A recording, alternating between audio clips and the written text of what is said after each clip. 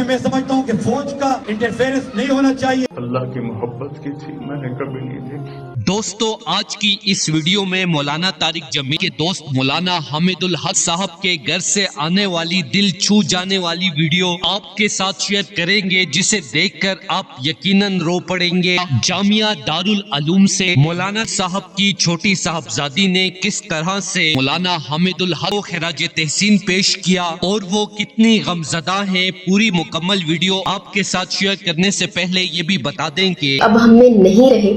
अल्लाह पाक जन्नतुल फिरदौस में उनको आला मकाम अता फरमाए।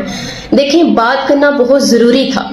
बात करना इसलिए ज़रूरी था कि आप लोगों की नेगेटिव थॉट्स, आप लोगों के नेगेटिव माइंड में जो नेगेटिविटी पैदा हो जाती है उसको रिमूव किया जा सके। मैं समझता हूँ कि फौज का इंटरफेरेंस नहीं होना चाहिए। अमन अमान और ये सारा जो है तो वो पुलिस संभाले, डिस्ट्रिक्ट जिले संभाले, और ऐसा माहौल ना बनाना चाहिए कि जहाँ पे कत्ल क़िताल हो, खून रेजी हो। वायरल होने वाला आखिरी बयान भी आपके साथ शेयर करेंगे। मौलाना हामिदुल हक हक्कानी ने किस तरह रो रो कर बुरा हाल हो गया है। जैसा कि आपको पता है कि इस वक्त मौलाना साहब का पूरा खानदान गहरे सदमे से गुजर रहा है। देखिए, डिप्रेशन एक ऐसा मसला है, डिप्रेशन आपको अंदर ही अंदर खा जाता है। डिप्रेशन आपको खत्म कर देता है और आपको खुद नहीं पता होता है कि ये आपके साथ कब से हो रहा है और इसकी वजूहात क्या क्या हैं।